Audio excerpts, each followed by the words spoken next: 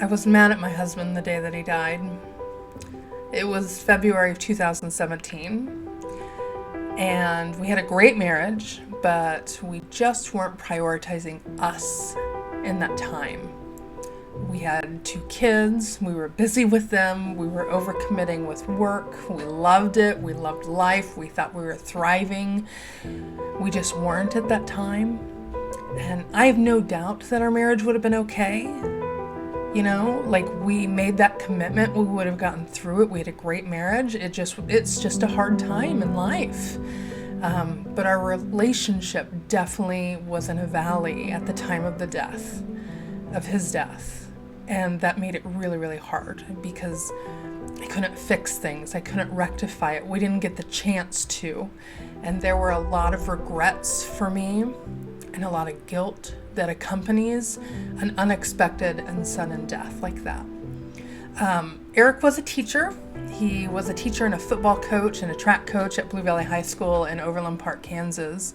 And he was at a football meeting and collapsed. He had a massive brain aneurysm during the meeting with irreversible and instant brain damage, though we didn't know it at the time. And so the coaches he was with immediately went into CPR. And then Eric was in the ICU from Sunday. We removed him from life support by Wednesday because he wasn't just going to return to any sort of quality of life, and he wouldn't have wanted that. So on Wednesday, he was declared deceased. On Friday, he donated organs. And on Saturday morning, we had a celebration of life, so not even a week. Our daughters were 11 and 8 at that time. That was really, really hard.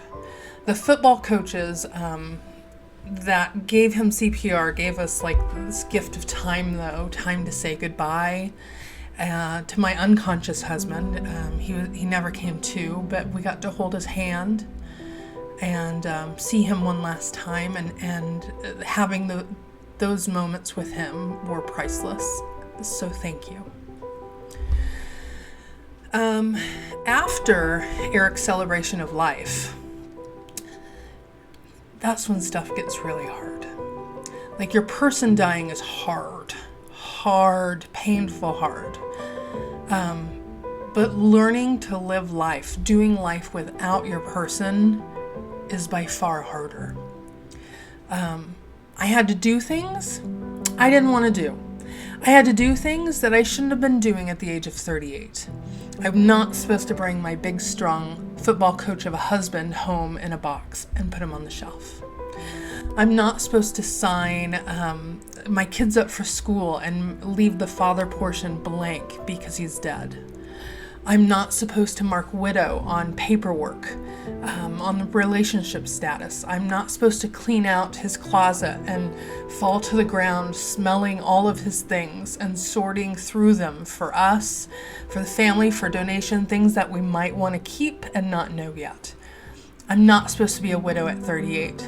This is not the plan. Eric is supposed to be alive, and none of this made sense, and yet it was my new life. I don't remember much of the first year in 2017. I slept a lot of it away. I was depressed. I was numb. I was in despair. I only did what I had to do because I didn't have any emotional energy or physical energy to do anything else. It is exhausting to grieve. Bone tired, painfully bone tired is how you are. But at some point, and I don't remember when it was, I wish I journaled every day, but I didn't. But at some point I knew that I couldn't live my life like this anymore. I didn't want it for me. I didn't want it for the kids. I didn't want to have this one terrible, awful, life-changing thing be why the rest of their lives suck forever afterwards, you know? And I knew that Eric wouldn't want it either. I knew that I needed to do and be and feel better. I didn't know how. Well, in my previous life, I was a middle school math teacher. And when Eric died, I was still teaching. I was a video editing coach an editor for solopreneurs online. I'm a lifelong learner. I've always been a teacher. I know that everything is figure outable. So I started trying to figure out how to heal, right?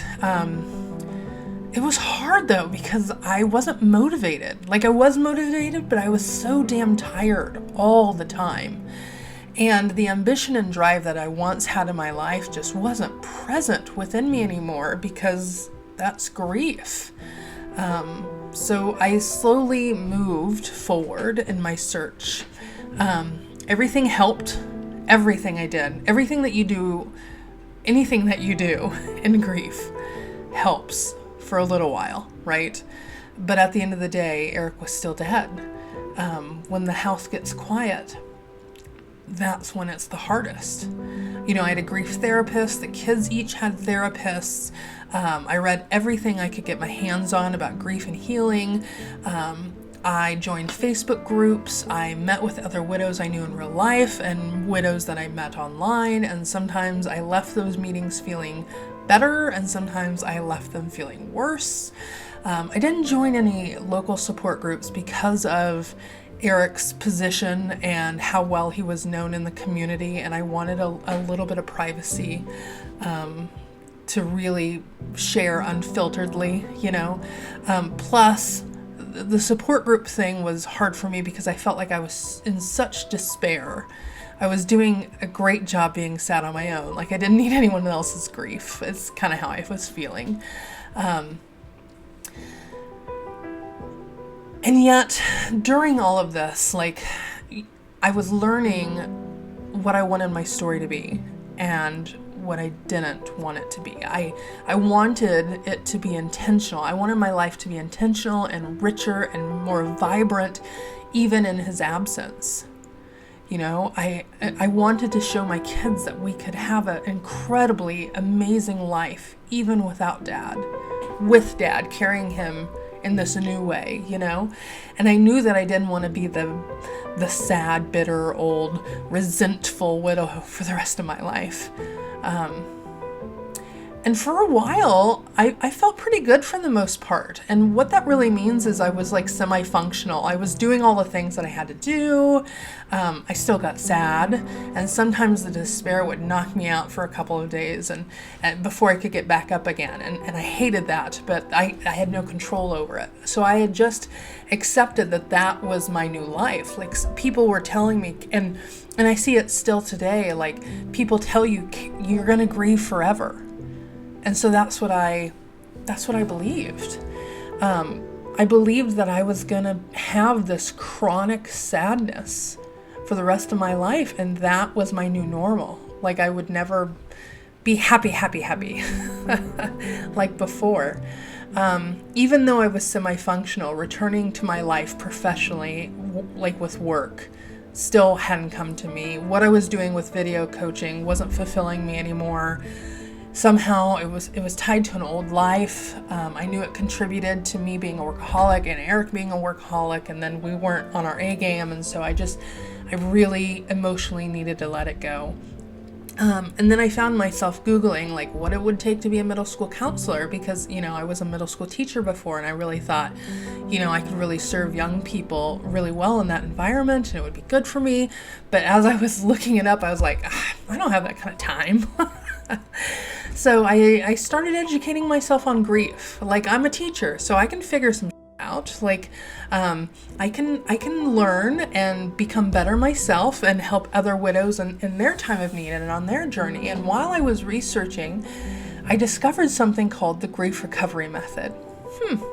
What is this? Something I hadn't heard of. So I ordered the book. I devoured the book.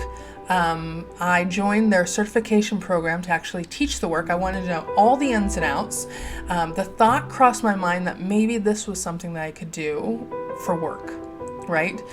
Well, after I did the program on Eric's death with a specialist, I found that the constant despair and dark cloud that was once constantly following me around for the last 3 years, that it was parting, and it was making room for light to come into my life again. And I liked it, and it felt good, and I welcomed it. And, you know, So I felt a little guilty. I mean, that's part of it. It's part of healing, like how can you be so happy and good when your husband's dead? But that's just part of the journey of learning how to live in the absence of your person. So it felt also a little foreign to me. I'm never going to be the Carrie that I was before. Never. Nor do I want to be. And that's okay. It's been almost 5 years since Eric died, and I am at my absolute best. I love my life. I love who I am. It's okay, too. It's more than okay. I've also been at my worst in those 5 years, and the kids have seen me, the girls have seen me at both. And that's okay, too, because that's life, right? I'm an overcomer. They're watching me do that.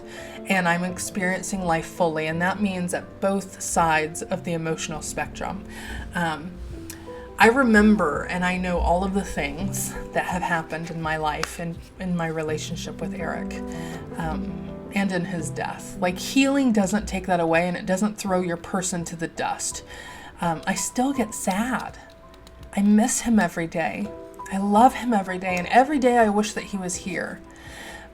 But you don't have to grieve forever. I don't have the constant, chronic pain and despair in my heart anymore, the way that I did when I was actively grieving. Contrary to what you've been told, time does not heal anything. As I'm telling you about this, I've done the grief recovery method on 6 different losses in my life, and only one of those has been from someone who's died, Eric. I have found that I am more emotionally free than I've ever been before. I'm more patient. I don't overreact. I don't have a chip on my shoulder. I'm not bitter. I'm not quick to anger. I don't have resentment in my heart. And I don't let it get to me the way that it did before. I now practice as an advanced grief recovery method specialist and a certified life coach for widows. It's been incredibly fulfilling for me to help my clients move beyond their grief and create and enter into a limitless life without their person, only because their life is at stake. Their person is just fine where they're at. We, as grievers who remain on this earth, need to enjoy life again. And that's what I can help with. Everything that I've been through, every relationship, every experience I've ever had with anyone has led me to this place and to this exact work. And, I found this new purpose, and it fulfills me and it feels good. And no, not everything happens for a reason. Sometimes it happens. But the universe is constantly trying to work in our favor. We need to get out of the way. And even now, as a widow, even in the absence of my incredible husband, my life has never been better. And I know he's happy for us.